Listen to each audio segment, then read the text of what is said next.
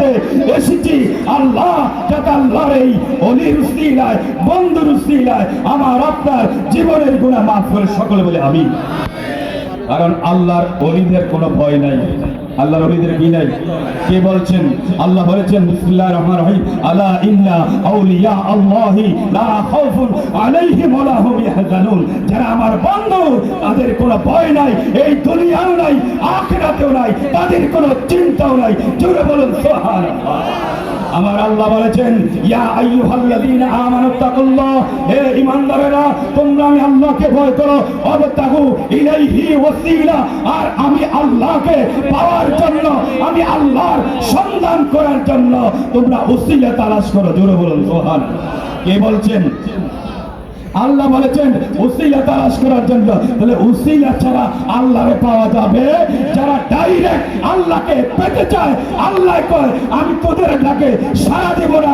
যারা ওসিলার মাধ্যমে আউলিয়া কিরামের মাধ্যমে নবী রাসূল পর্যন্ত, নবী রাসূল থেকে আল্লাহ পর্যন্ত পৌঁছবে, তাদের সাথে আমি আল্লাহ আছি এবং থাকবো। জোরে বলেন সুবহানাল্লাহ। তাহলে আমরা আল্লাহর ওলিদের ওসিলা নিয়ে আল্লাহর নবীর কাছে চাই, নবীর মাধ্যমে আমরা আল্লাহ পেতে চাই, ঠিক কিনা? এই আল্লাহর ওলির ওসিলায় আল্লাহ আমার আপনাকে মাফ করতে পারে কি পারে না? বলেন তো, বনি ইসরাইলের মধ্যে 99 জন একজন খুনি ছিলেন, একজন খুনি ছিলেন যিনি 99 জনকে খুন করেছেন।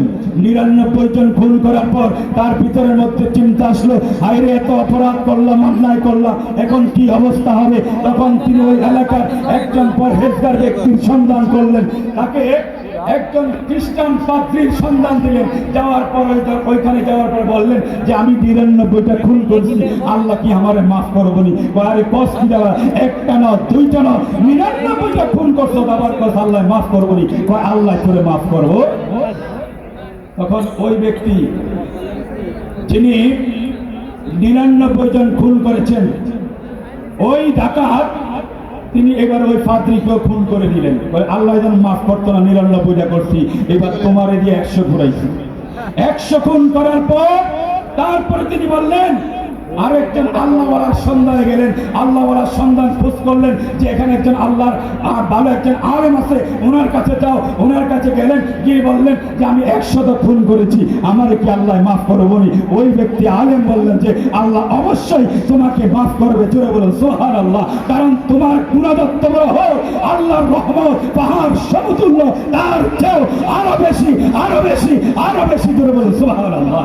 তুমি তোমার রাজ্য ছেড়ে দিয়ে, আমি শেষ করে দিচ্ছি, তোমার রাজ্য ছেড়ে দিয়ে তুমি ওই আল্লাহওয়ালা ওই স্থানের মধ্যে চলে যাও। তিনি তার রাজ্য ছেড়ে দিলেন, আল্লাহওয়ালা দরবারের মধ্যে রওনা হলেন। পথের মধ্যে যখন রওনা হইতেছিলেন, অর্ধেক পথ যাওয়ার পর মালাকুল মউত আজরাইল তার রূহ নিয়ে গেলেন। এবার রহমতের ফেরেশতা আসলো, আযাবের ফেরেশতা আসলো। দুই দল ফেরেশতা এই চক্কা বিবাদ করতেছে, ঠেলাঠেলি করতেছে, কে রূহ নিবে?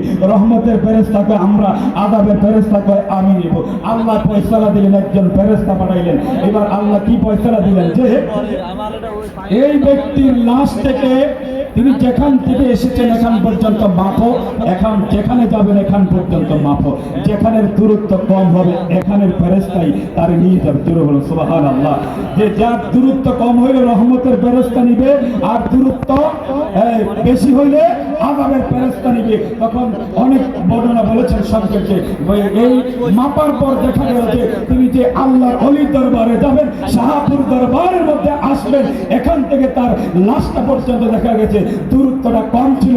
তখন রহমতের ফেরেশতা তার লাশটা, তার রূহটা নিয়ে গেলেন। জোরে বলুন সুবহানাল্লাহ। অতএব ভাই বাবারা, আল্লাহর ওলির দরবারে আসলে কেউ খালি ফিরে না। আমরা দূর দূরান্ত থেকে, বাংলাদেশের বিভিন্ন প্রান্ত থেকে এই দরবারের মধ্যে এসেছি। আমাদের মনের মধ্যে অনেক আশা আকাঙ্ক্ষা নিয়ে এসেছি। আল্লাহর এই ওলিদের, আল্লাহর এই বন্ধুদের উসিলা করে আমার আপনার মনের সকল আশা আল্লাহ যাতে পূরণ করে, সকলে বলে আমিন। ওয়া আখিরু দাওয়ানা আলহামদুলিল্লাহি রাব্বিল আলামিন। আসসালামু আলাইকুম ওয়া রাহমাতুল্লাহি ওয়া বারাকাতুহু।